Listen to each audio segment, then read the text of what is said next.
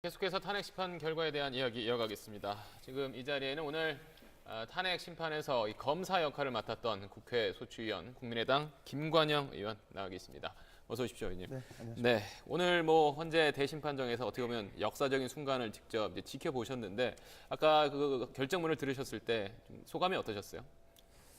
네, 굉장히 한편으로는 안도도 되었습니다만 네. 한편으로는 굉장히 착잡한 그런 심정이 교차했던 것 같습니다.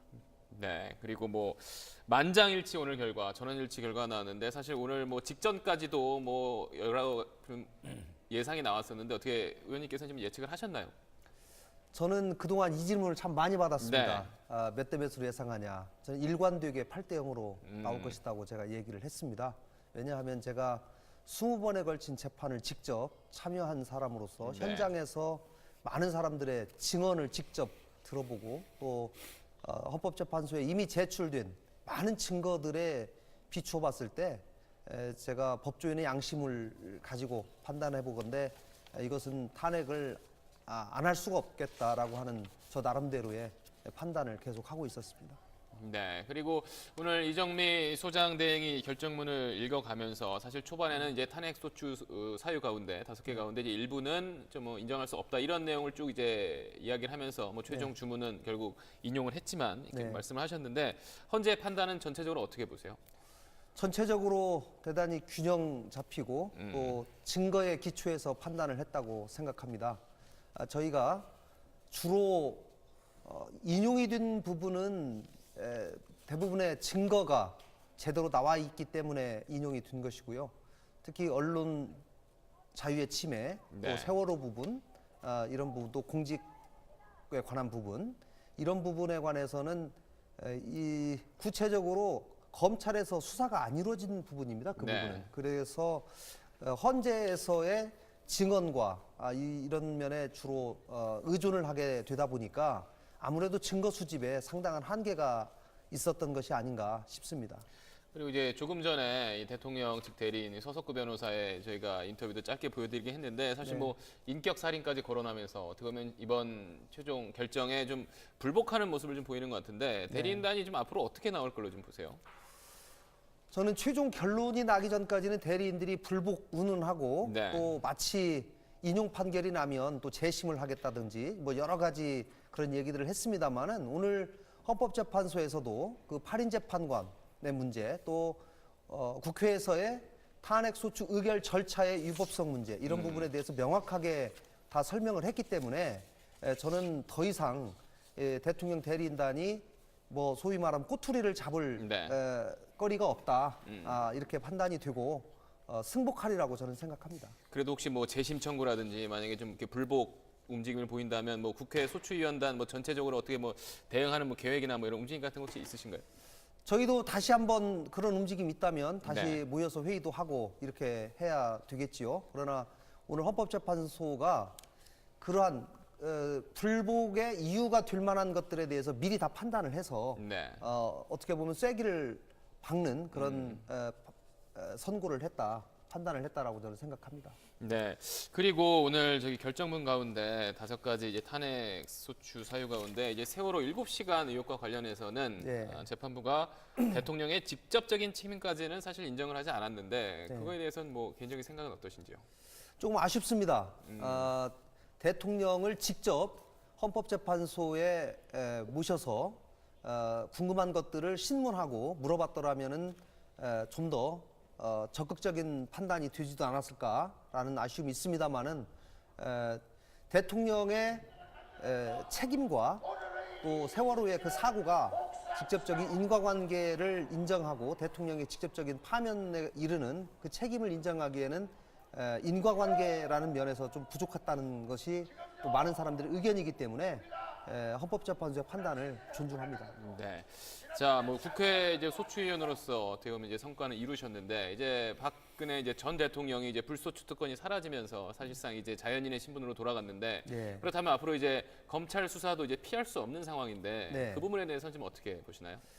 그동안 대통령 재임 시에 불소추 특권을 이용해서 검찰 수사 또 특검 수사를 다 거부하지 않았습니까? 네. 이제는 대통령에 대한 수사는 불가피하다.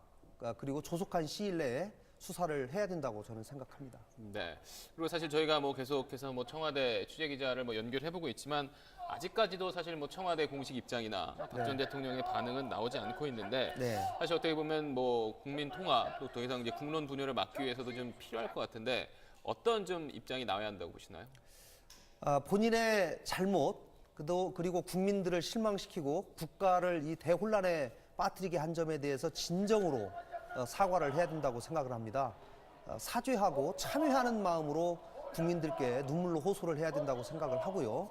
모든 조사를 스스로 받고 또 처벌을 달게 받겠다라는 다짐도 해야 될 것이고 또 본인으로 인해서 나라가 지금 두둥강 나 있지 않습니까? 네.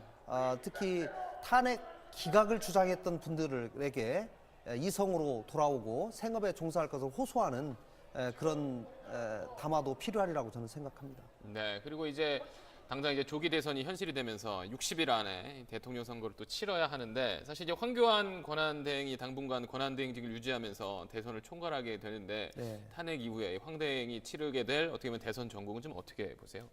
지금 황 대행이 대통령을 출마할지 말지가 또 초미의 관심사 중에 하나입니다. 저는 황교안 대행이 박근혜 정부의 이 국정농단 사태에 상당 부분 책임이 있다고 저는 생각을 합니다. 법무부 장관과 총리를 역임을 하고 박근혜 정부 출범부터 지금까지 줄곧 박근혜 대통령과 같이 일을 해온 분입니다. 네. 그렇기 때문에 본인이 저는 오늘이나 내일 경에 대통령 불출마를 선언하고 공정하게 대선을 관리하고 60일 동안 나라의 혼란을 수습하는 데 모든 열정을 바치겠다라고 하는 다짐을 하는 대국민 성명을 발표해야 된다고 저는 생각합니다. 네, 또 뭐 김관영 의원께서 뭐 국회 소추이시지만 또 이제 원내 협상을 담당한 또 원내 수석이신데 네. 앞으로 어떻게 보면 또 이제 사실 국회가 또 가장 중요한 역할을 해야 되잖아요. 또 네, 네. 당장 또 3월 임시국회도 있고 예, 예. 이 탄핵 이후에 국회는 또 어떤 역할을 좀 해야 한다고 보세요? 탄핵 이후에 국회가 제대로 자리를 잡고 국정을 리드해 나가고 체크해야 된다고 저는 생각합니다. 그런 점에서 저희 당은 사실 오늘 오후에 사당 원내대표 회담을 제의를 하고 네. 앞으로 국정을 어떻게 이끌어 나갈지를 의논을 하자고 제안을 했습니다마는 자유한국당이 오늘 대단히 큰 충격에 빠져서 네. 오늘 원내대표 회담을 하기가 어렵다. 월요일 날로 좀 연기해 주셨으면 좋겠다라고 해서 그 부분을 받아들여서 월요일 날 저희들은 사당 원내대표 회담을 통해서 향후 국회 운영 방안을 협의해 나갈 그런 생각입니다. 네, 뭐 의원님 말씀 좀 많이 하셔서 잠시 또 이제 다른 분들과도 함께 좀 말씀 좀 나눠보겠습니다. 자, 박 교수님 방금 이제 뭐 김 의원께서 이제 국회의 어떤 역할 이런 것도 얘기를 했는데 사실 이제 탄핵 결정이 내려진 이후 좀 정치권이 사실 그동안 뭐 광장에도 나가고 사실 좀 혼란스러웠잖아요. 지금 어떤 좀 자세를 보여야 한다 이런 좀 제언 같은 게 해주실 게 있다면 어떤 게 있을까요? 저는 이제 정치권이 탄핵이라든가 이런 것들 어떻게 보면 촛불 민심의 힘 때문에 탄핵까지 간 거 아니겠습니까? 정치권에서 사실 탄핵을 일사불란하게 주장한 사람도 있었지만은 또 그에 대해서 거부 반응이 있었던 사람도 있었고 또 전략적으로 고민도 빠졌고 그럼에도 불구하고 국민들이 그걸 해내라 그러니까 탄핵까지 갔고 그 힘으로 헌법재판소에서 판결 내는 것도 보면은 그 선고의 취지분들이 대부분 대의민주주의와 법치주의를 확립해라. 네. 한마디로 국민의 힘으로 가지고 정치를 해라라고 해서 국민한테 또 답을 준 거거든요. 그럼 저는 이제는 이제 정치권으로 이걸 이제 국민들의 일상으로 돌아가야죠. 사실 일상을 버리고 초일상의 정치를 해온 셈이거든요. 그래서 바톤 터치를 해야 된다. 그 바톤 터치는 단순하게 그냥 일상이 돌아가시고 우리가 하겠습니다. 그러면 국민들이 믿겠습니까? 그리고 이제는 이런 일이 또 벌어지지 말한 법이 없어요. 또 벌어질 수 있는 문제고 그때마다 국민이 나설 수는 없기 때문에 물론 앞으로 대통령 잘 뽑고 국민들이 뭐 여러 가지 뭐 판단을 잘해야 되겠지만은 국민들의 어떤 그 직접적으로 정치 의사 표현할 수 있는 제도가 애국에는 많거든요. 뭐 우리도 뭐 국민 소환을 이야기한다든가 뭐 국민 투표제를 넓힌다든가 뭐 이런 부분. 그래서 마침 원내 사당 대표가 만난다 그러면 향후 당장에 그 닥치는 그 문제를 어떻게 해결할 건가도 중요하지만 촛불 민심을 어떻게 이제 정치권에서 제도적으로 받아들일 수 있는 장치에 대해서 이야기해 주는 것도 어쩌면 이번 기회에 박근혜 대통령이 사고 낸 걸로만 끝난 게 아니라 국민들의 정치 의식이 상당히 높아진 셈이거든요. 근데 현재 헌법이라든가 제도적인 장치가 정치권이 알아서 하게끔만 돼 있는 장치란 말이죠. 그런 제도적인 장치를 좀 마련해 주고 그래서 촛불서 여의도로 바톤 터치를 이제 좀 매끄럽게 그냥 제도적으로 뭐 말로만 할 게 아니라 제도적으로 좀 했으면 좋겠다는 걸 주문하고 싶습니다. 네. 그리고 변호사님 지금 방금 이제 말씀하셨지만 더 이상 이제 분열을 끝내고 사실 이제 사회통합 방향을 나아가야 하는데 그런 면에서 봤을 때 오늘 재판부가 8대0 전원일치 판결을 내린 것도 좀 같은 맥락에서 이해할 수 있겠어요. 그렇습니다. 뭐 물론 재판관들이 그 국론 분열을 우려해서 의도적으로 어떤 뭐 하나 일치된 결론에 이르렀다고 저는 그렇죠. 물론 생각하지는 그렇죠. 않습니다. 뭐 결정문을 보면은 명백히 대통령의 행위가 헌법과 법률을 위반했고 그것이 헌법 수호의 관점에서 도저히 용납할 수 없는 정도로 중대한 법 위반 행위다. 그래서 대통령의 헌법 수호 의지가 없는 관점에서 대통령을 파면할 수밖에 없다라고 판단을 내렸기 때문에 네. 뭐 하여튼 모든 국민들도 뭐 본인이 동의하든 동의하지 않든 헌법재판소의 이 결정을 존중하고 따르는 것이 바로 이 헌정 질서를 바로 잡고 다시 일상으로 돌아갈 수 있는 것이고 이게 바로 우리 헌법이 규정하고 있는 대한민국의 하나의 모습이다라고 생각하시면 좋을 것 같습니다. 네. 의원님 이제 또 사실상 이제 조기 대선 체제로 정치권은 빠르게 재편될 수밖에 없을 텐데 사실 뭐 이제 국민의당도 당장 뭐 경선 룰 정해야 되고 사실 굉장히 바쁘잖아요. 어떻게 보면 이제 차기 대선이 좀 졸속 선거로 치러지지 않기 위해서 그런 걸 좀 막기 위해서는 좀 어떤 노력이 좀 필요하다고 보시나요? 네, 무엇보다도 국민이 제대로 검증을 할 수 있는 여러 제도적 장치를 마련하는 것이 필요하다고 생각합니다. 지금 현재 TV 토론이 현재 공영방송 3회로 지금 되어 있습니다. 네. 그러나 제가 볼 때는 최소한 5회 이상으로 늘리고 또 국민들에게 좀 더 검증을 제대로 받을 수 있는 많은 제도적 장치를 마련해서 제대로 된 대통령을 뽑을 수 있는 또 이미 발달된 미디어 또 여러 가지 IT 환경을 제대로 반영할 수 있는 그런 제도적 장치들을 속히 도입해서 이번 대선을 치러야 된다고 저는 생각합니다. 네.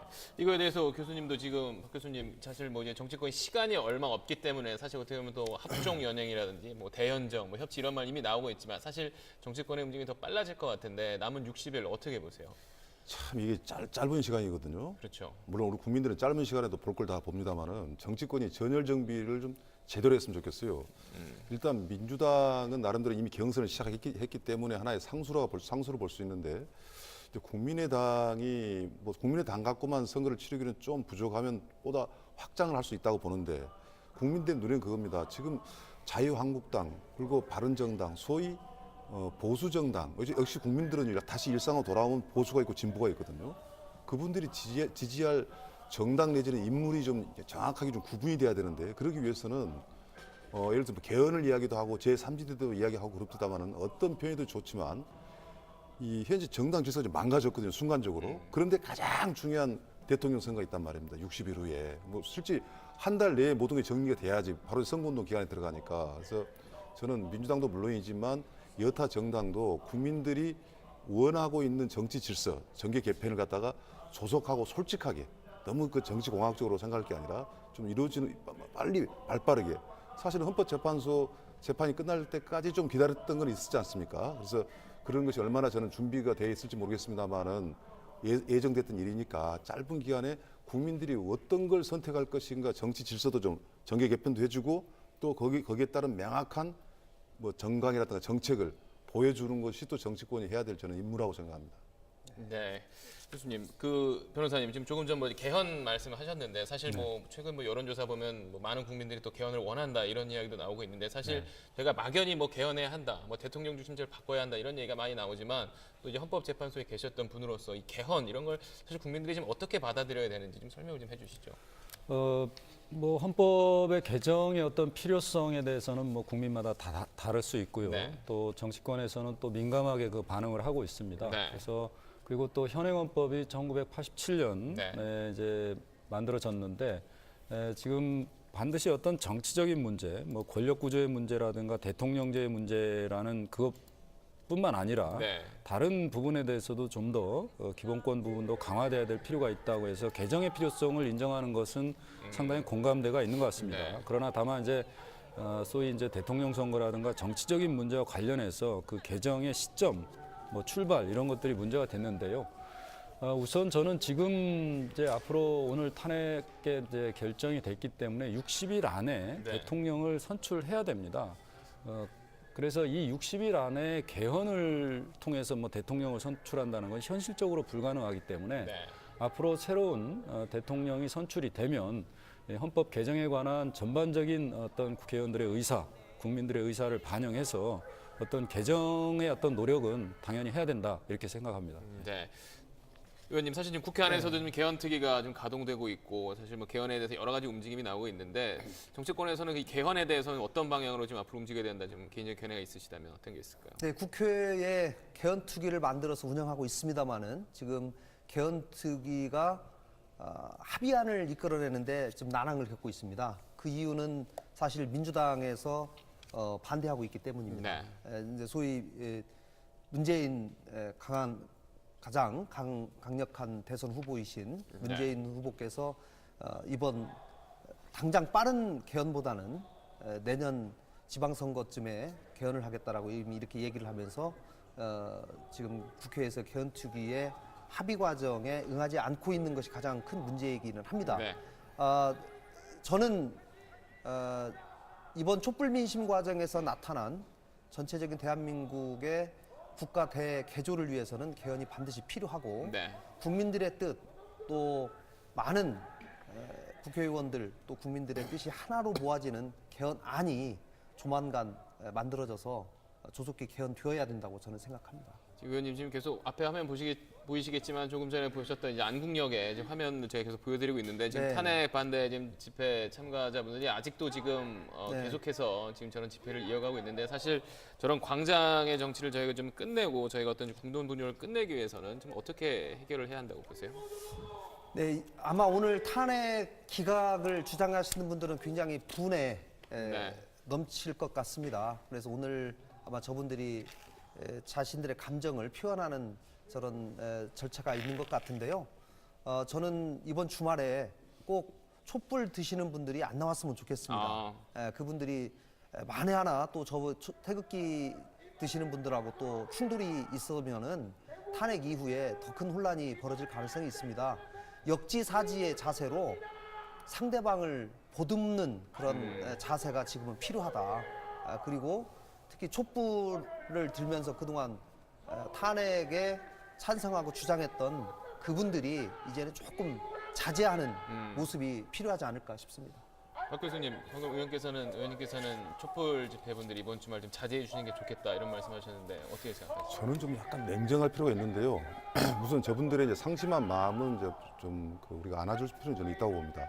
특히 저 중에서도 정치적으로 헐령하기보다도 정말 대통령은 박근혜 대통령밖에 없다라는 순수한 마음이 있을 수도 있거든요. 그것은 어떻게 보면 뭐 안아줄 수 있는 문제지만 냉정하게 탄핵이라는 과정을 보면 국민들이 80%의 강한 지지율이 거의 6개월 가까이 유지가 됐거든요. 네. 그건 보수 진보의 문제가 아니고 그걸 초월한 국민의 총이기 때문에 이것이 실현됐다고 생각을 저는 해야 된다고 저는 분명히 보고 그 언론에서도 양쪽 진영이라 해서 5대5로 알려주는 것은 혹은 잘못된 정보를 알려줄 수 있기 때문에 국민들의 마음 그대로 전달하되 다만 뭐 꼭 그 국민이라는 것이 탄핵을 지지한 사람의 국민은 아니지 않습니까?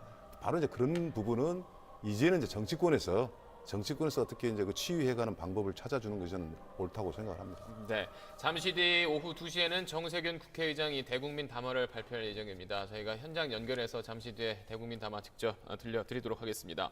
그리고 변호사님, 저희가 이제 또 가장 궁금한 게 이제 박근혜 전 대통령이 향후 어떻게 이제 뭐 예우를 받게 되고 또 어떤 이제 또 검찰에서도 피할 수 없는 상황인데 박 전 대통령이 당장 어디로 갈지 또 어떻게 검찰 수사 어떻게 진행될지 이 부분에 대해서 좀 전망을 해주시죠. 뭐 지금 이제 파면 결정이 선고된 즉시 대통령의 지위를 상실했습니다. 네. 또 그래서 사실상 뭐 청와대에 있다고 하더라도 대통령으로서 거주할 수 있는 자격이 있는 것은 아니고요. 네, 일단 청와대도 이제 비워야 될 그런 처지입니다. 그렇죠. 앞으로 뭐 삼성동에 있는 뭐 전 거처로 갈지 네. 뭐 모처로 갈지는 모르겠습니다만 대통령으로서는 박근혜 전 대통령으로서는 이제 청와대를 비워야 되는 그런 처지라는 점은 분명하고요. 네, 앞으로 파면 선고로 인한 법률적 효과로서 불소추 특권도 이제 사라졌고 네. 그다음에 전직 대통령 예우에 관한 법률에 의해서 받을 수 있는 혜택들이 거의 없어졌습니다. 네. 사실상 경우 외에는 지금 하나도 없는 걸로 알고 있습니다. 그래서 뭐 좀 전직 대통령으로서 예우를 받기는 좀 어렵게 됐다라고 네. 보여집니다. 예. 네, 알겠습니다. 저희가 좀 지금 전에 청와대 취재기자를 연결했습니다만 아직 청와대의 공식 반응은 나오지 않고 있습니다. 그래서 박근혜 전 대통령이 언제 청와대 관저를 떠날지 또 어디로 이동할지는 아직 확정된 게 없는 상황입니다. 자, 김관영 의원님 이제 잠시 뒤에 이제 정세균 의장이 대국민담화를 발표한다고 하는데요. 좀 아무래도 좀 뭐 통합을 좀 해야 한다 이런 좀 메시지가 담기겠죠. 네, 맞습니다. 예, 지금 가장 중요한 것은 통합 화합을 통해서 새로운 대한민국을 만들어 나가는 길이고요. 그 길에 정치권이 책임감을 가지고 나서야 된다고 생각합니다. 특히 오늘 저는 헌법재판소에서 판단의 기준으로 활용된 헌법 수호의 원리 이 부분이 비단 대통령에게만 적용되는 것이 아니라 이 나라의 국민으로부터 위임된 권력을 가지고 있는 공직자, 국회의원 모든 사람에게 다 적용되는 것이다 라고 생각을 하고요. 좀 더 겸허한 자세로 국민들을 더 섬겨야 되겠다 이런 생각을 하게 됐습니다. 네, 그러면 또 오늘 오후에 있을 원내 이제 협상에서는 좀 어떤 부분을 좀 주로 하실 계획이세요? 지난 2월 달에 저희 국회에서 여러 가지 개혁 과제들을 선정을 하고 개혁 입법을 통과시키기 위해서 애를 썼습니다마는 여야 간의 이견 차이로 인해서 통과를 시키지 못한 법들이 여러 가지가 있습니다. 네.